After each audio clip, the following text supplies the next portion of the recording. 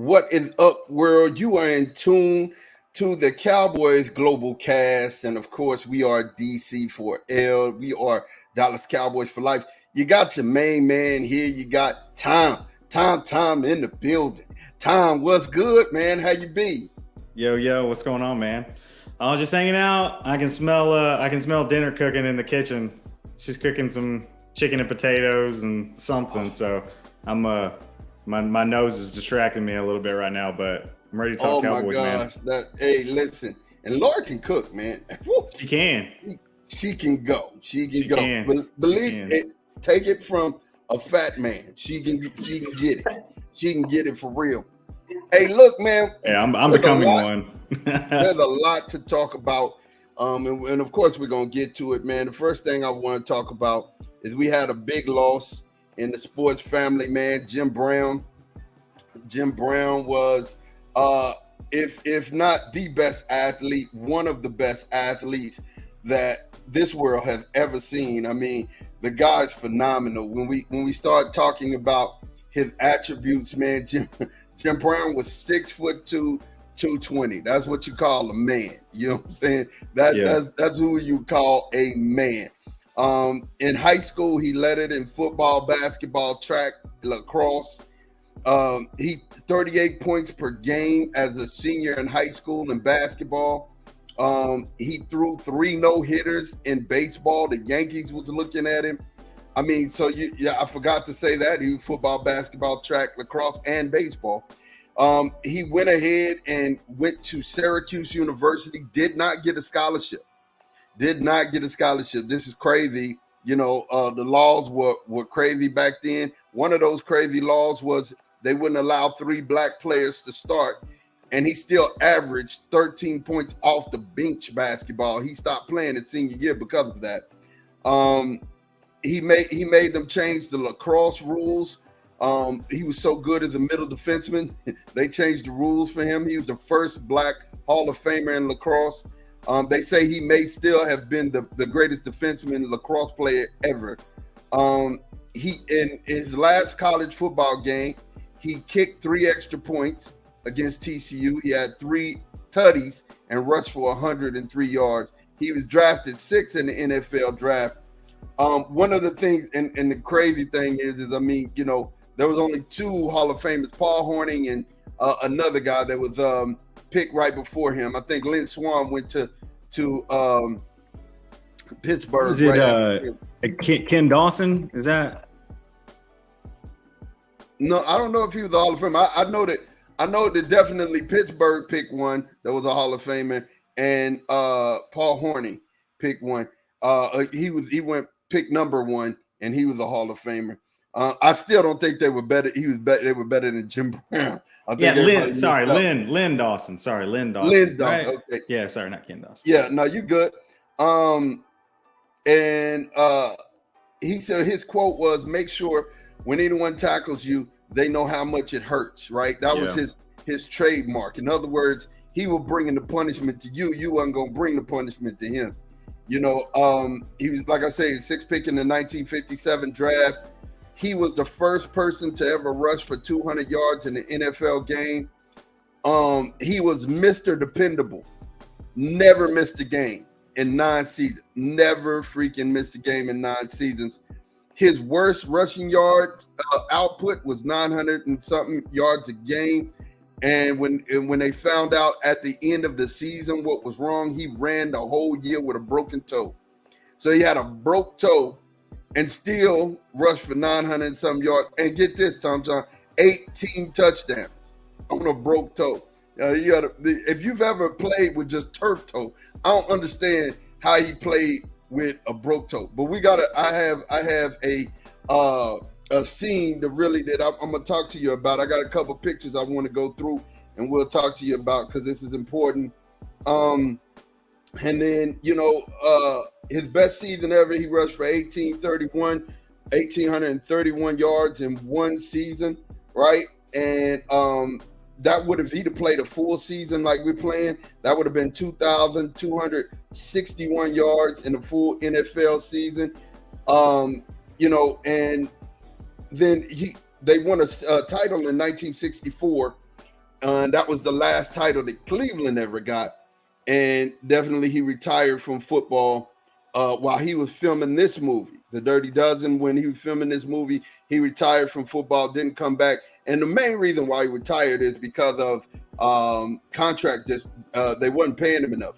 And they were definitely saying, well, we can get the next you and Ernie Davis and not pay you. But the biggest thing with Jim Brown, man, is he was a force. He used his popularity because he was the 6-time NFL MVP. He used his popularity in a time where it wasn't popular to speak out. You know, he was definitely an activist. And, you know, here you can see him along with fellow activists getting it in. Bill Russell, Muhammad Ali, and then Kareem. Kareem is the lone person that's still alive at this point. As he got in the movies, he became the first African-American actor to have a sex scene with a different color actor. That's him and Raquel Welch. That's crazy because, you know, he's breaking barriers. This is God being first. But the first movie that I remember seeing him in as a kid and I loved was I'm Gonna Get You, Sucker. And I noticed something in this movie, man. You know, in this movie, I noticed that Jim Brown, because I had found out I love Jim as a football player. I had found out that he played with that broke toe, right? And in every movie that he was in towards his latter years, they used something that he went through to make or to make fun or to actually bring attention to. Here's something where they were making fun of his toe. We hit it in my foot. Oh my God. They shot me in my bunion, man. So that was him. They used the fact that they picked at it because, you know, he had this thing that where, you know, he was his last season, that season that he had the worst numbers. He hated that. He absolutely hated it because he loved being a wrestling champion. And they used that to poke fun of him.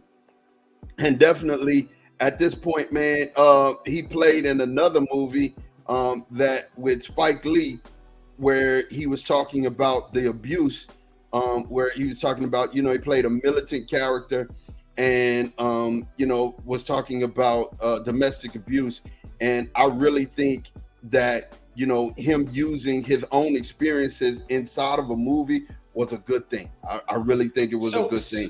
So I've never seen that movie, but the image that you just threw up there, and I don't know what year. I mean, he looks older, and that was in the 2000s. Is that Anthony Mackie there? It is Anthony Mackie, yes. Okay, cool. It looks like a young. She hates me. It's a Spike Lee movie, but he was talking about domestic abuse and then using the use of women, and, you know, kind of he spoke up a little bit for the things because, you know, that was part of the trouble that he was in later on in life. But I just want to send homage out to a man, and then, like I said, he used his popularity to fight against gang violence in LA. Definitely was a guy that you could respect. Jim Brown, man, salute to you. Rest up, rest easy, man. You got anything to say about Jim Brown? Yeah, so I know him from Mars Attacks. I don't know if you ever saw that movie. That's crazy. He was I think in that movie he was he worked in some casino or something. Like, I think he was like an ex-champion boxer or something like that. And, you know, he's working in a casino, and you know, that's at some point Mars Attacks, right? Mars Attacks. So he puts the boxing gloves back on and starts knocking some aliens out. So that's what I know. That's the only movie I know Jim Brown from. But yeah, I knew he had obviously a really successful acting career after he quit playing. I mean, the guy's, he's the best running back ever. Like, at the very least, he's the best running back ever, and he's in the converse. Absolutely, 100%. I mean, like, you look at these numbers that he was putting up. Half of his career, the NFL season was 12 games. I mean, this guy was averaging like 1,400 yards a season, and half of his career he's only playing 12 games. They play, 16, 17 now. And the other half of his career, they played 14. So, I mean, over 9 years, he rushed for a little over 1,200 yards. If you let's say those were 16 games. Let's say those were 16 game seasons the whole way through. So then you'd get 16 more games through the first 4 seasons, and then another 10. So that's 26. So you're basically talking about 2 more seasons, which at that clip, I mean, that's another between 2,500 and 3,000 yards, right? Add that to the total. And so, I mean, you're looking at legitimately in a 9-year career, still, you're saying he only plays 9 years. Like you're looking at like a 15,000 yard career, averaging, over 5 yards a carry in 9 years. And get this, that's what his numbers. 15,000 was what Sweetness did. That's what Emmett broke.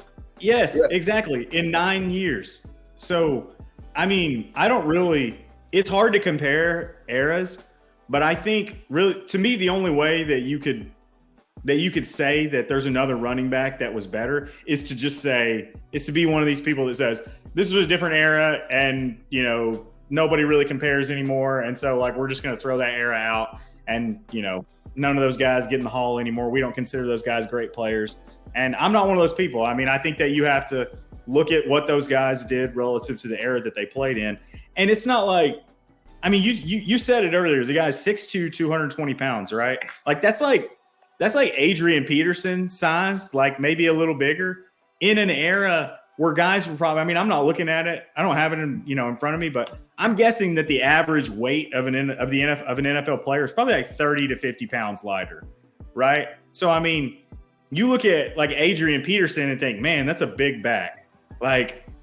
Jim Brown in the 60s was an unstoppable monster. I mean, the guy could have played. He could have been in the Hall of Fame as a linebacker. He could have been in the Hall of Fame as a defensive end. I mean, there's probably half a dozen positions on the football field that he probably could have played and, been an All-Pro. He's a 4-time MVP. He was first-team All-Pro every single season except the one that I'm assuming he was injured. And you can see that he still played in 14 games, but he didn't get as many carries. So I'm guessing that's the injury year. He still made the Pro Bowl that year. Led the league in rushing every single year except that year. I mean, for his career, averaged over 100 yards a game rushing. It's incredible. Now that's what's crazy. He's the only player in NFL history that had 100 yards rushing per game by 5 yards. He's got 2,500 yards receiving also. So I mean, he was a threat. He was a threat out of the backfield too. So, I mean, he was a threat, in the passing game as well. Yeah. And I guarantee you, he'd pick up the blitz. I don't have to watch any film to tell you that Jim Brown can pick up the blitz. Oh yeah. Oh, absolutely, absolutely. Yeah, man. So hats off to Jim Brown, man. Job well done.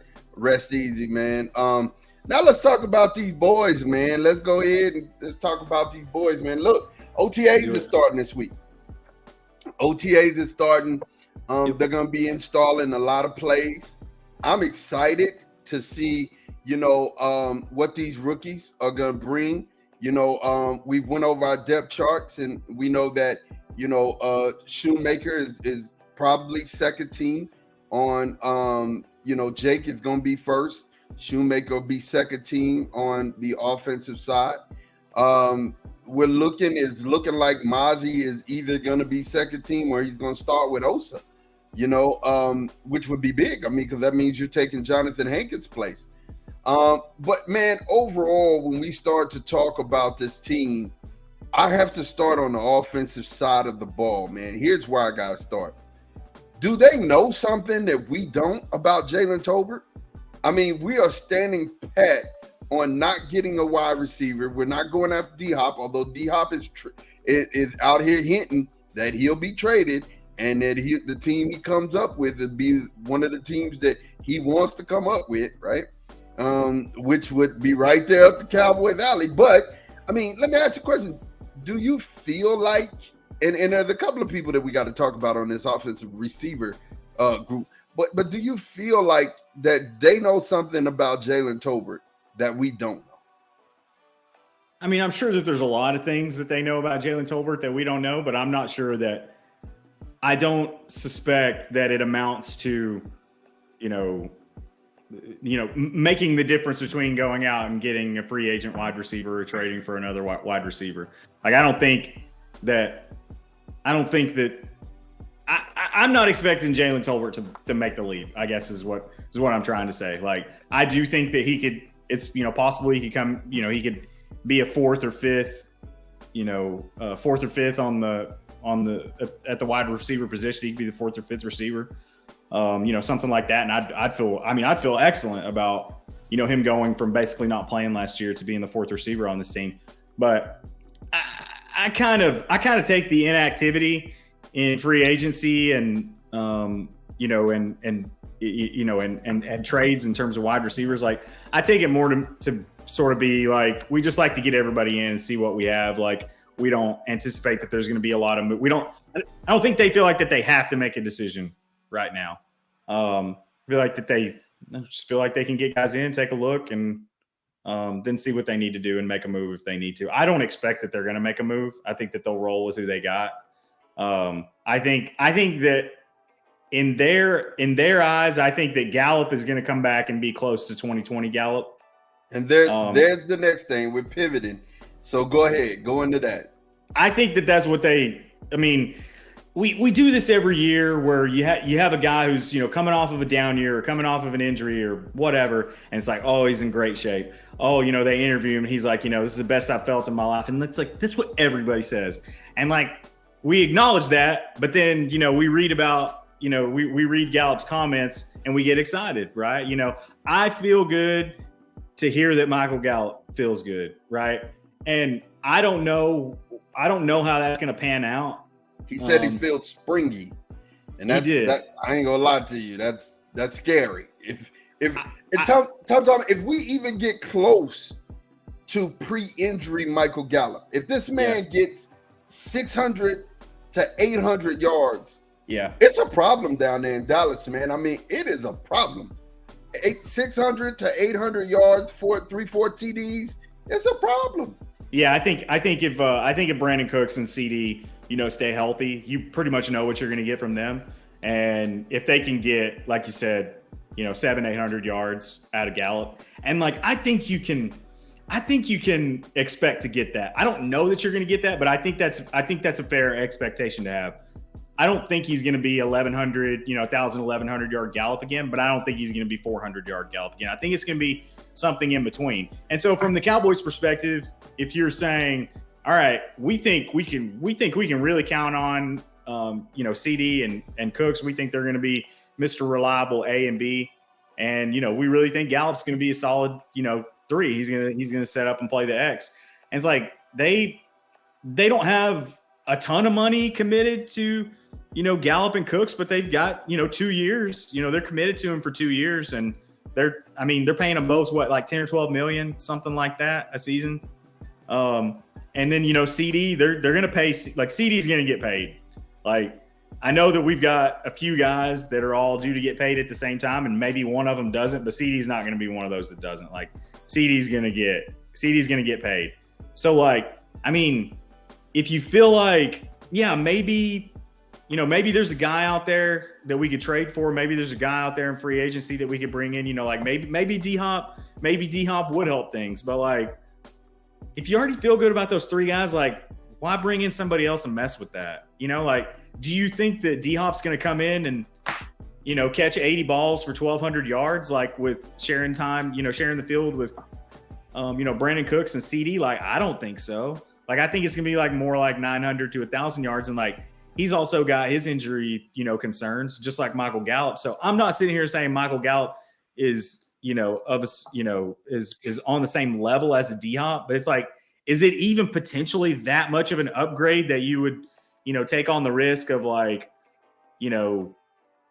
sort of disrupting, the locker room? Because if you did bring in a D-Hop, well, then Gallup's on the bench probably, right? Or D-Hop is, right? And like, they're not going to be happy with that, right? And so you're just kind of, I feel like I like the situation better where like everyone understands their role. Everybody understands, like your fourth receiver understands. I understand why I'm the fourth receiver, because I got Gallup and I got CD and I got, Cook's ahead of me, and whoever's the fifth receiver, they understand, why they're in that position. And if you bring somebody in and you have to ask somebody to be the fourth receiver, and they think I'm the second or third best receiver on this team, that can be a not great situation. So I think they're happy to roll with who they got right now. I mean, most people, and what I've been hearing around the Star, man, and hearing in previous interviews, is the locker room is the most impressive thing about this team.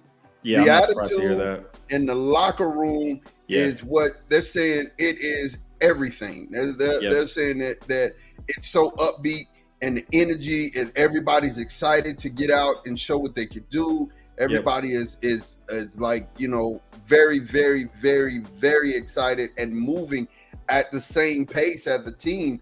And that's not something you really want to mess up. That's not something, when you got a team who love each other and who's going to fight for each other, you don't really want to mess that up. You don't want to bring in someone who's going to turn each other in fighting against each other. You know what I mean? You like the one mind symbiotic membership of a locker room like that. Dude, I totally agree. And they don't just give the generic, rah-rah team answers. Like you want to hear them say the right things.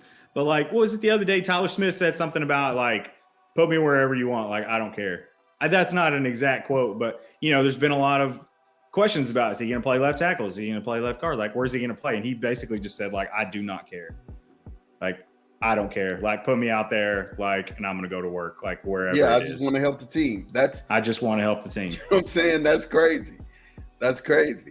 And I mean, you got a whole bunch of players like that. Look at Dono. Dono could be starting somewhere else. You know what I mean?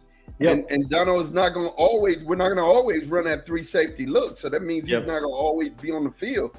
And he's excited about his role. You know what I mean? Yeah. When you have players like this that are unselfish and that are ready to put the team first, that's when you start having success. That's when the no names become a name, because they're having success at being who they desire to be, man. And so we talked about Michael Gallup. We talked about Jalen. I mean, honestly, the biggest thing here is everybody is talking that yak about Dak and Dakota. And, it's getting on my nerves. And I keep saying it's everything that I do. I'm just tired of hearing it, bro. Like, I'm tired of hearing, Jalen Hurts is the cream of the crop in the NFC East. The thing that really upsets me about that is that when you look at, you see stats like Dakota and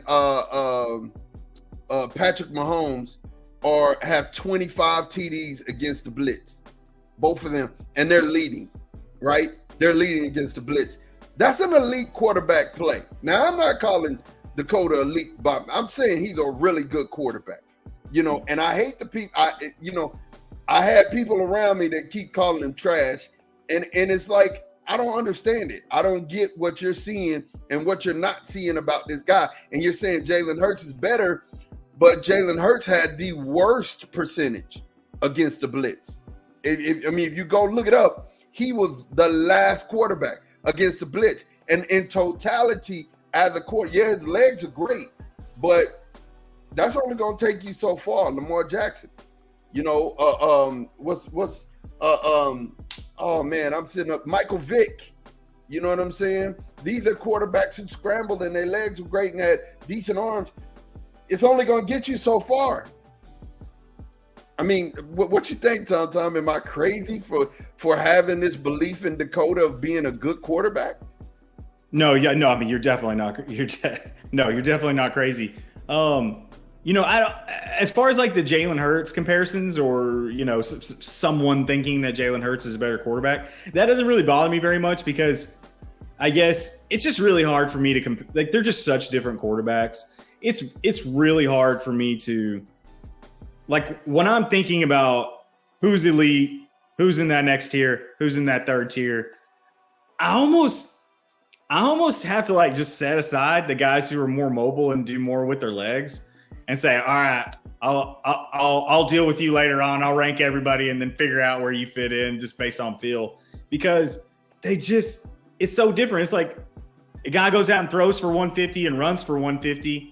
Like, how does that compare to a guy who goes out and throws 300, and gets you 0 on the ground? Like, is that better? Is that better production? Is that inferior production? Like, sometimes I think I would take the quarterback that throws for 150 and runs for 150 over the guy who just throws for 300. Like, I mean, at times it seems like it's the most valuable skill that any player on the field can have. And that's like a quarterback who is mobile and can run. But it's just like, I don't know. It just feels like apples and oranges comparing them sometimes in their impact on the game. When it's 3rd and 5 and it feels inevitable that Jalen Hurts or Lamar Jackson are going to be able to, just drop back, make one read, and then take off and get the first down like every time. I mean, when you play those guys, like that's how it feels, right? It feels like we cannot stop them on 3rd down. Like we can't stop them on a 3rd and 5, a 3rd and 6, a 3rd and 3. Like it's just impossible to do it. And so in that sense, I want to say, golly, being able to do it with your legs, like it's got to count for a lot. And so I don't know that Dak is a better quarterback than Jalen Hurts. And you could say, well, you can't run for long. You're not going to be able to do that for 10 years. And in 5 years, Jalen Hurts is going to have to, figure out how to, set back and, make reads, and he's not going to be able to do it all with his legs. Well, maybe so, but I don't know that he's not, a superior quarterback right now. And also, you have the difference in weapons too. He's throwing to AJ Brown. He's throwing to, Devontae Smith. They had a good running game, great offensive line, really good tight end. And so I don't know. It doesn't really upset me. And what does upset me sometimes is the Dak is trash, because like, that's just ridiculous. And to me, if it's a Cowboys fan and they're ticked off about the losing, they're ticked off about we get into the playoffs, 12 wins, and, beat a scrub maybe. And then first time that we play a good team, we haven't beat a good team in the playoffs in 20 years, and like I'm ticked off. And so everything's bad and everybody sucks and Dak sucks. Like, I mean, I think they're wrong, but like, I understand that. And like, that doesn't frustrate me. It's just like whenever haters, act like Dak sucks. And I'm like, it's not a good faith argument, because like, it's like, in what way? I tell myself I'm not going to get upset about it. And like, we're just going to sit back and let Dak show him, because he's going to. Watch. Mark my words. I know we've been saying it, and I'm going to say it again. He going to put on for Dallas, man. He going to put on for this year. They got a good 1-2 this year. They got a good 1-2 punch at the receiver position. He's going to have a good year. But I keep saying, oh, no, I'm fine. It doesn't bother me. I'm just going to sit back and, wait for him to show him. And then I see something, then, the next thing I see online, it just like throws me into a frenzy. And I get ticked off all over again about it. But no, you're not crazy. So who do you think on this offense is going to have a breakout year, excluding Dak? I know Dak is going to have a breakout year. Who would you say, oh, man, this guy is going to have a breakout year offensively? Yeah, so, I mean, it's like, to me, Dak is already a really good quarterback. So I don't – like I feel like the breakout kind of has to be like somebody who's either hasn't been good and we think is going to, be at least pretty good, or somebody who's, been solid and is going to be really great, right? Like they're making a pretty big leap there. And like, I mean, Dak's already been great. Tony Pollard's been great. CeeDee Lamb's been great. Brandon Cooks, not for the Cowboys, but has been great. We pretty much know what we're going to be getting from everybody on the offensive line so long as they're healthy. I feel like, I mean, Jake Ferguson, I think he's the breakout candidate. I mean, I think that's the guy. If you thought that somebody was going to go from, hey, you had a decent year, to that was a really great year that you had, maybe not Pro Bowl, maybe not, put yourself in that elite group. And I don't expect that we're going to be talking about him like, George Kittle or anything next year, but like, I think he's going to have a good year. I think he's going to have a really good year. And I mean, that might be, 700 yards, or it might be 600 yards and, Schoonmaker, or what, I still do not know how to pronounce this guy's name. I'm really going to have to figure that out. As long as I'm Schoonmaker. Schoonmaker. All right. Yeah. maybe Jake Ferguson, maybe he has, 500 or 600 yards, and Schoonmaker, has 600 or 700 or something like that. To me, that's still Jake Ferguson having a really good year if he's sharing that many targets with another tight end. If you've got two that are getting you 600 or 700 yards, like, you got a really good tight end group. But yeah, Jake Ferguson, I think that's my guy. What about you? Who do you think? I bet it's the same answer. No. Okay. I've been going over this, and a guy who I think is going to step into, because I listened to Shotty. Shotty said that it's not going to be much that changes. We're going to be a lot different, but a lot's going to be the same. If it ain't broke, don't fix it, right? That was his exact quote, right? So if we got a player that's going to have to step into that receiving, blocking thing at wide receiver, I think it's going to be Simi Fehoko.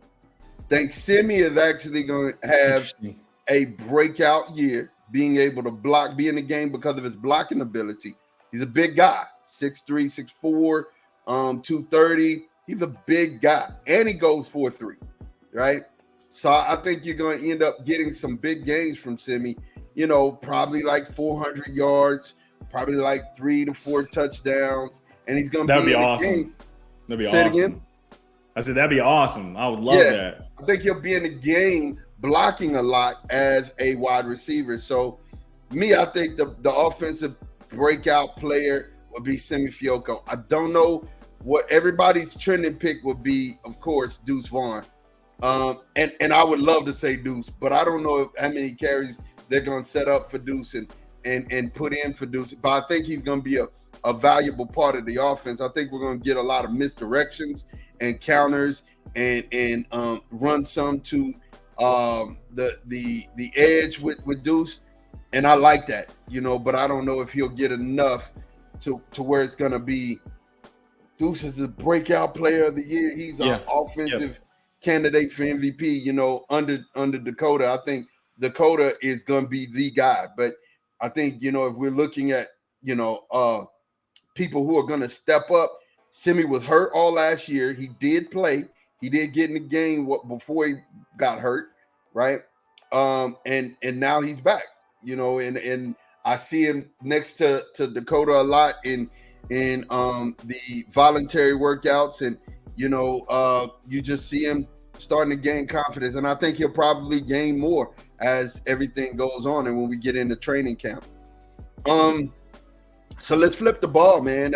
We start talking about defensive prowess. This defense was really good last year, man. I'm talking about really good.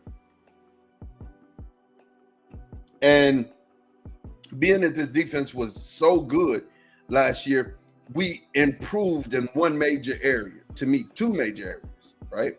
But the first major area that we already know, what you could say with Brandon Cooks, you know what you're going to get with this guy. You know what you're going to get with Stephon Gilmore, right? You know what you're going to get. And if you look at it last year, PFF graded in zone coverage 86.3 and 84.6, right? Now, Stephon Gilmore, I think that's man, right? No, that's against. That is against zone, in zone coverage. Oh, no, that's man. You're right. That's sorry. Man. Yeah, that's man. So in man coverage, 86.3 in man coverage, right? In man. Yep. You know what that was ranked last year in the league? It had to be top 5. Number 1. 86.3. In zone coverage, 84.6 for a trade. You know what that was ranked? Had to be top 5. Number 2. So you've got 1 and 2 in respective in man and zone. So, and we like putting our cornerbacks on an island, and Trey Diggs is a year removed from 11 interceptions. Who you throwing at on that corner? I mean, who you throwing at? We got better. So who are you throwing at? Yeah, I don't know. I don't know. I really don't. Maybe I don't know. I don't know who you throw it to. I guess I'm my tight ends, my slot receivers, but I mean Jordan Lewis and oh come on, what's his face? We talk about him all the time, DaRon Bland. As well as DaRon Bland, did last season, picking the ball off, as well as he did. Like Jordan Lewis is a little ball hawk too. I mean, like he gets 2 or 3 interceptions a season too in the slot. So, it's scary for real. It's scary, and especially knowing, with Micah out there, and D-Law, and I'm expecting Sam Williams to take a step forward. I mean, you got a second and a half, 2 seconds. You got to get rid of the ball. You got to make a decision. Get rid of the ball, and to your next point, we got Mozzie and we got Jonathan for a full season. Remember, we didn't have Jonathan Hankins for the full season last year, and then he was hurt as well. So, and then Osa's not back. So you're gonna have pressure from the middle. And let's just say we've heard Dan Quinn say that Micah's not gonna play all defensive end. But let's say Tank and Micah starts at our defensive end, which would make Damone Clark start at our linebacker, and with at one side, and would have LVE Wolf Hunter, the linebacker, right? Because we're probably going to play 3 safeties coming at you first. So we only have 2 linebackers on the field, right? Yeah. So you're not going to have much time. You're not going to have much time to throw the ball. And if you have somebody pushing in the middle, now that Micah coming that fast, which, we got to talk about Micah, man. We definitely got to talk about Micah. But Micah coming off the end that fast, he wins more than anybody. So, it just is what it is. And he's an outside linebacker, really. He's an outside linebacker. So I have a question before I forget. So, and you said we need to talk about Micah. So there was all that talk a couple weeks ago about he's beefing up, to 250, 255, like whatever it was, so that he can play defensive end full time. And, then they it didn't seem like maybe they didn't go back on it, but it was like, oh, this is all a big misunderstanding. Like, where have we finally, like, what are we expecting? Are we expecting them to deploy him in a similar way to last year? Or do we think he's getting, yeah. Dan said he's not going to spend all his time in defensive end. So, I mean, what do you think about him spending even less time at defensive end? Like, I feel like that we've talked about this maybe a little bit, but that really kind of scared me when they were talking about him beefing up and being full-time defensive end. Because I'm just like, this guy is so special, and he can play linebacker, for another 7 or 8 years, like easy. And like he can probably edge rush situationally the way he does, for that long too. It's like I don't think he can play defensive end full time with the amount of violence that he plays the position with. It's like he can do it now and not get hurt, right? And not wear down. Although he kind of did start to wear down there at the end of the season a little bit. It's just his worn down is still like, best non-quarterback in the league. But like, are you worried about, him wearing down the next year, 2, 3 years? If he's 60-40, 60 linebacker, 40 defensive end, I am not. Even 50-50, I'm not. The reason why is I got a lot of confidence in Osa. I just do. I think Osa's coming on. This is his 3rd year, right? That's what I was going to say. 3rd year, I think. Yeah. This is 3rd year. Defensive tackles usually really get it. He showed flashes of brilliance last year, right? Yeah. And then when you put a truck like Mavi next to him, I mean, whoop, hey, look, it's something else. So if you're going to push up the middle, a quarterback's natural inclination is to escape where? To the outside. If you have an outside person who's crashing his fast, Micah beats his block more. Let me say it again. Micah beats his block more than anybody in the NFL. He's getting past him, right? And if a quarterback is running to his side, we're either going to get a holding call or a sack. So he's not, I mean, I don't think that it's going to be a grunt. In other words, he has help around him that's going to keep him from getting dinged up. The help around him is going to keep him from getting dinged up. Watch Micah.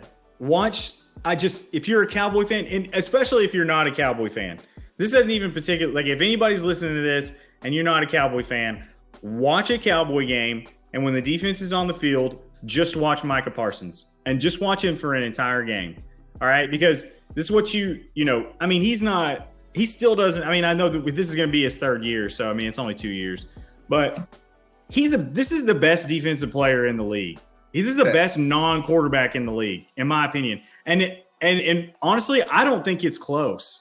And like, I get that people say he's an edge rusher, TJ Watt's an edge rusher, Nick Bosa's an edge rusher. You know, if he's a better defensive player than these guys, why do these guys have more sacks? The reason that they have more sacks is because Micah, you literally have to do something to stop him from getting to the quarterback every single play.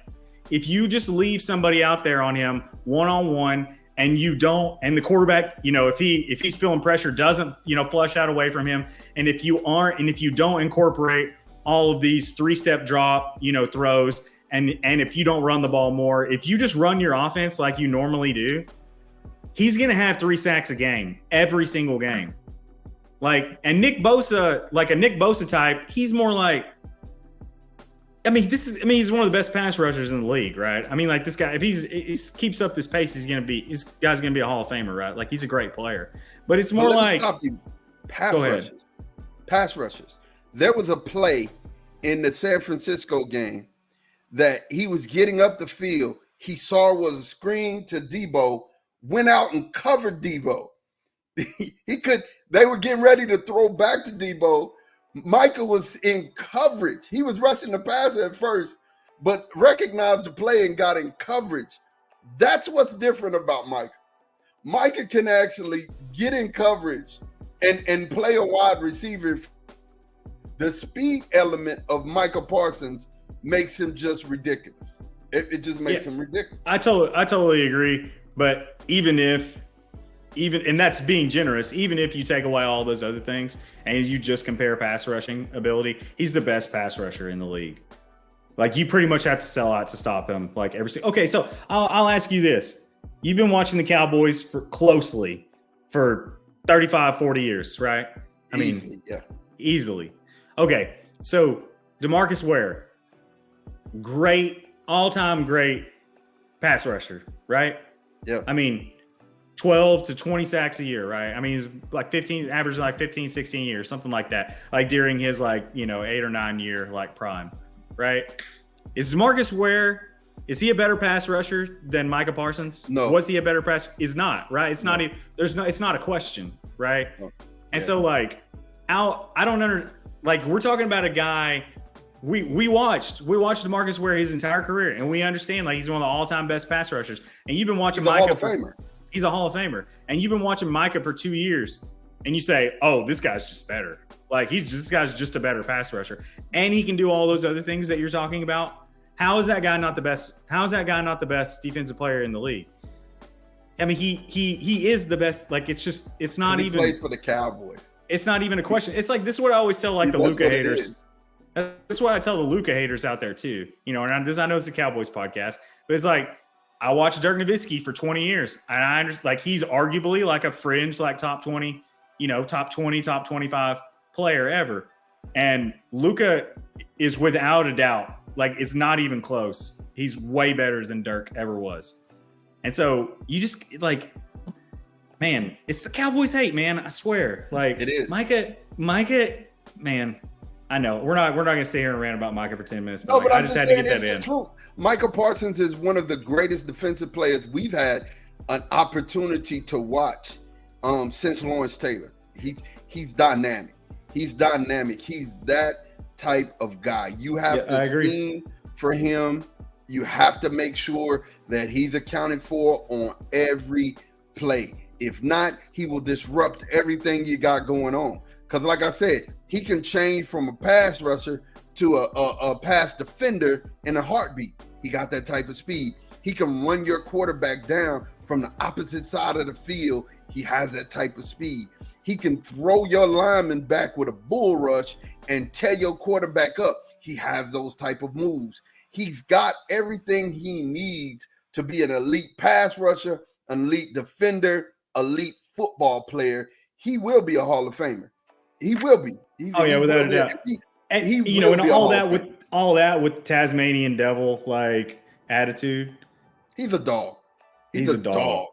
He is a dog. Yeah, you have to put up that sign in the backyard, all around on the trees and everything else. Beware the dog. He's the type of dog that just rips squirrels down off the edge of the fence. He don't want to see nothing around him that prosper. He just doesn't. You know what I mean? Yeah. There's a lot of these guys. A lot of these guys I know would play for free. Micah would pay to play. He would work two jobs. He would work two full-time jobs, and sleep on a friend's couch, and and pay to play football. He would. Like he's not pay. He's not. I'm sure he's happy to make the money he's making and the money he's going to make. That is not the reason that Micah plays football. You watch him for 5 seconds and you know that. Yeah, man. He probably paced the floor before the game every night, man. He's one of those guys that just be pacing the floor like I'm gonna get him. I'm gonna get him. He's a water boy. He got the water boy type of attention when you see it. Man, we're so blessed to have him. Yeah, so man, blessed. We really are. We got a good one when we got that. So here's the other thing. So like I said, let's assume you said a name that I want to get to on this defensive side. So 60-40. Micah's not playing defensive end. Micah comes back to his linebacker position. Micah LVE. Got Sam Williams. You got Dorrance Armstrong, right? You're really good on the defensive line. You're really good on this. Yeah, we're so good. We're so good that I'm forgetting about people. Like you say Dorrance Armstrong, and I'm like, oh yeah, Dorrance Armstrong. Yeah, really good. And we still got we re-signed him. What's my guy's name? Came over from the Falcons. We still have him. Dante Fowler. Still got Dante Fowler. We're really good on the defensive line. And look, when we sub in and out, you're not getting drop-offs. You're not getting any type of drop-offs. You're still, and if by chance we slide Michael back down to the defensive end and we pull a stunt with the linebacker there, the right linebacker, and we decide to put the Marvion Overshawn in, we got a heat-seeking missile who's coming. And Lord, if you have to double team Mozzie or Jonathan Hankins, and you got DeMarvion Overshawn coming for your quarterback, I just pray for you. I will make sure that it's going to be Sunday anyway, so I'll make sure I'll send up a couple prayers for your quarterback because he's going down. He's going down in a major violent type way. So there's a lot of things that. Here's the thing about Dan Quinn, and I said this on the last pod, Tom. Dan Quinn is a man with a plan. He drafted this year with a plan. He knew what he was doing. You know what I'm saying? And he got players that you may not think are good, but you could put in a place that'll scare you. I'm gonna bring up one name, Isaiah Land, who I think will end up behind Tank. He will put you in the mind of a Randy Gregory. Tom will check me on this. Him and Randy Gregory were the same size coming out of college. 19 sacks, the college player of the year, and his in the HBCUs. You know what I'm saying? He was that guy. And right now, what they're saying is just watching him, he got that juice. They're saying he got that juice. And you ain't seen him in no pads. You ain't seen him in nothing, but they're saying the man got that juice and he played with it. So again, this is Dan Quinn saying, I could put this to use. And imagine having another Randy Gregory who could just come in, splash plays, get you 5 or 6 sacks, and you're resting all of your dogs. Imagine if you could rest Tank and before and it ain't on the running down. It's a passing down. You can rest Tank and put Isaiah Land in there and still know that he's gonna get pressure on the quarterback. Imagine how that makes you feel. You know, Yeah. so again, like I said, Dan Quinn, a man with a plan. Every player that he drafted and picked up, he has use for. And the ones who are not playing on the field are going to help a special team. And, you know, hey, it is what it is. Quick last thought, and then I'm going to let Tom jump in here. I'm sorry, y'all, every NFL team that wants Boss Man Fat, who wants Kelvin Joseph, y'all need to start putting your bids in because he's getting ready to get dropped. Anyway, go ahead, Tom. No, I didn't really. No, I mean, like you're saying it all. You know, I think somebody that I'm letting myself get a little excited about, and not necessarily for, you know, the impact this year, but Viliami Fehoko. I think Fehoko. I really like this pick. I'm starting to like him more and more. It just like, I mean, he's this guy, like he's going to be a 3 technique. Like that's what they're trying to do with this guy. Right. And I mean, you hear about the versatility, you know, and his being able to play some defensive end, and, you know, he might be able to do that in the bench.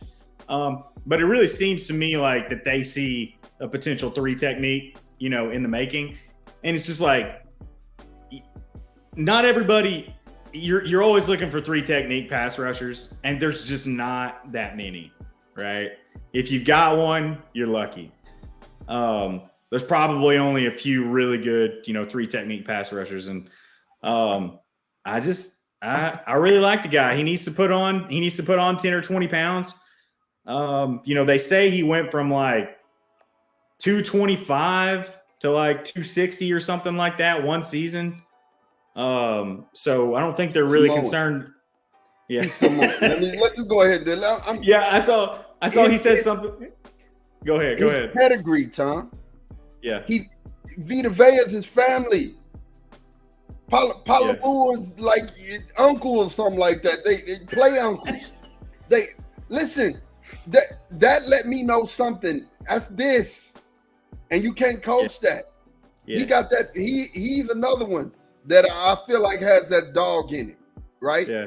He's another one I feel like that you got to put the posters up, nail them up to the tree, and then, you know, have a neon sign, beware of the dog. He's another one that I feel like later is going to be. I don't expect him to do much this year because he has to fight and put on weight and fight and beat out the likes of Osa and Mozzie and what's the other defense? I just said his name, Jonathan Hankins. He got a whole bunch of people to beat out. They're really good. And Neville Gallimore, I mean, he's not. I mean, I don't expect that he's gonna. I expect he's gonna get cut, but like he's not just gonna lay over. No, either. There's some guys in there that they're fighting for their job. So there's gonna be a lot of competition in camp at a lot of different spots. Oh my God, too much competition. And then, you know, they're making laws right now. They just passed another law. You can keep a third quarterback on the roster, and you can keep him suited up every game because of that San Francisco debacle, right? That they don't want that to ever happen again. So now it's not going to count against your roster spot. You just have to list him on your 53. But you're going to be able to keep another quarterback. And teams that play against quarterback, the Cowboys, going to need that.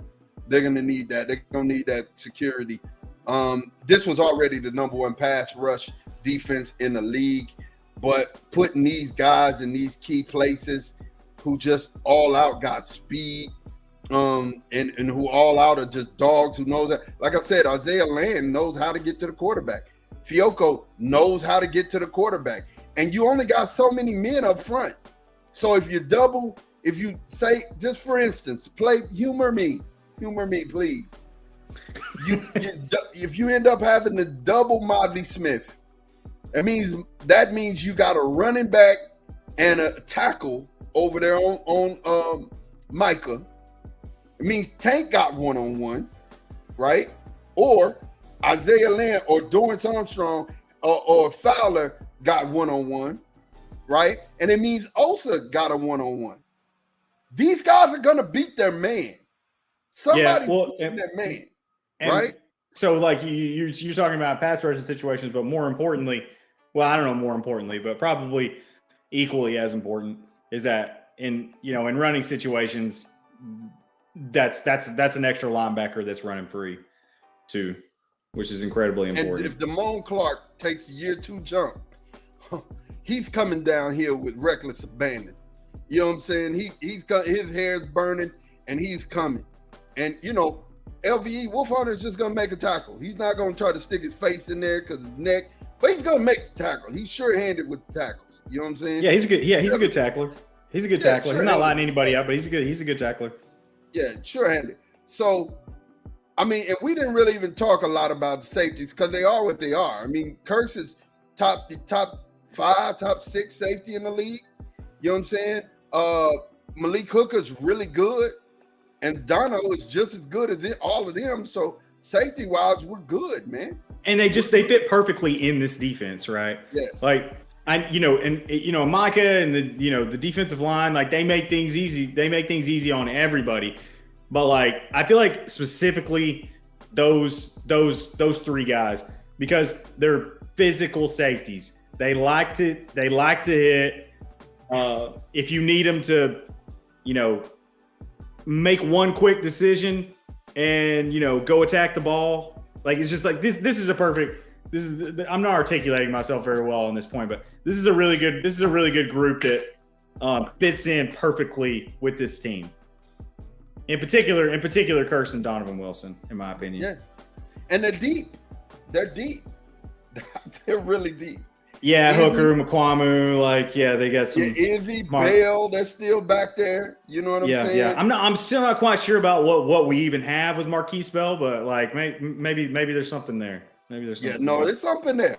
I know you really like these guys that don't ever play. Yeah, it's something there. It's depth. It's depth. I mean, it's depth. I mean, he played last year because we had to move Izzy to cornerback, and he was the backup safety. So, he was in there. He got some tick last year. Yeah.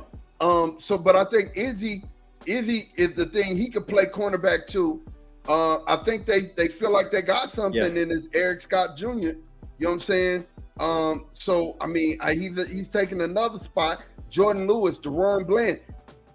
I'm telling you, hey, look, boss man fat, you the odd man out. See ya. Yeah. It's been nice knowing you. Special teams, you mess up. And Fossil is a good special teams guy, man.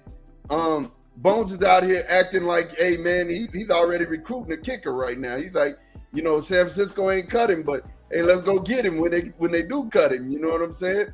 Yeah. Is this Robbie Gould? Yeah, Gould. Yeah. So, you guys, the Cowboys this year, we're looking forward to a step up and a step in the right direction. The schedule's hard.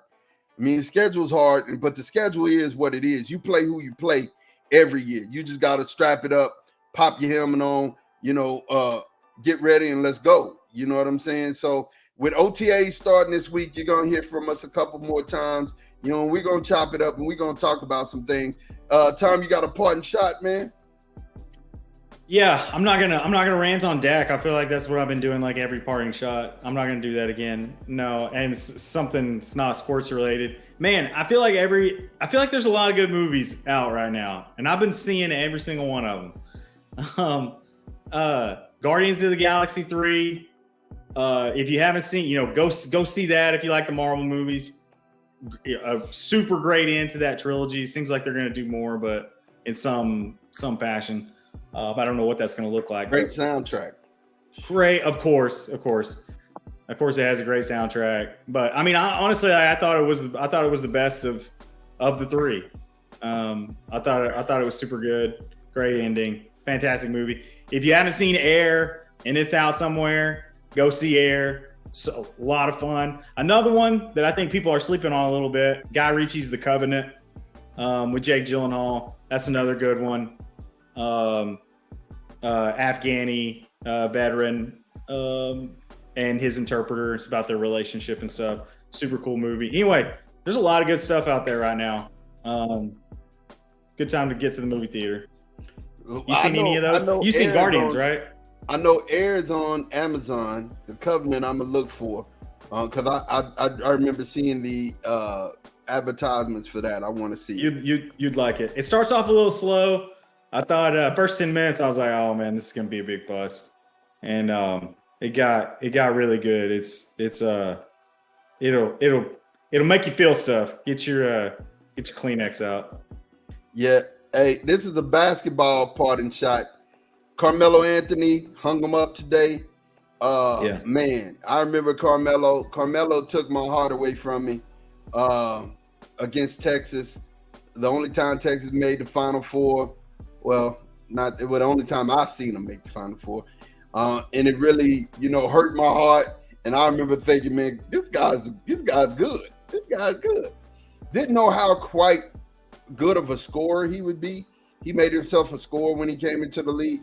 And I don't think Kobe's movie, Dear Basketball, and the video that Carmelo made today are the only things that had me choked up, and I was about to drop a tear. Wait a minute, I'm gangster. Can't do it. But I almost dropped a tear watching it today, man. But hey, salute Melo, man. I'm glad you're hanging it up. I know your youngster's up next. So looking forward to watching him grow. But yeah, man, salute Carmelo Anthony, Hall of Famer. Definitely going to be in the Hall, and a great scorer. A great guy to play the game of basketball and play the game the right way. Anything to say about Carmelo before I get out of here? Because you looking like, no, I ain't think Carmelo too much. Yeah, I mean, he was my favorite guy while he's playing. Sometimes it takes a guy retiring, to realize that maybe you appreciated his contributions a little bit more than you thought. I certainly enjoyed, him coming back and, kind of proving people wrong and being pretty productive, in Portland. Yeah, I mean, I certainly enjoyed the theater. And I mean, the man had game. Like, there's no doubt about that. The man had game. I mean, led the league in scoring when he was, with Denver. Like, I feel like multiple times, right? Yeah. 30. I think he was a 30 point a game, scorer. When that was like not really a thing, right? I mean, it's not like we had never had a 30-point scorer, but I mean, it seems like he was scoring 30 points a game whenever most of the elite players were more in the 24, 25, 26 range. It's just kind of a different league in the, mid to late 2000s. And he's one of the money. He's one of the best pure scorers ever. I mean, like there's no doubt about it. I mean, he didn't play a lick of defense, but he could score the ball. He can score the ball, that's for sure. So, yeah, salute man, to Carmelo. Definitely. We'd like to thank you guys for listening and watching. But like I said, you're going to get more from us this week, because we're going to talk about the OTAs and talk about the developments that we've seen. For myself, for Tom, we are DC4L. We are Dallas Cowboys for life at the Global Cowboys Global Cast, FFSN. We will holler at you boys. Peace.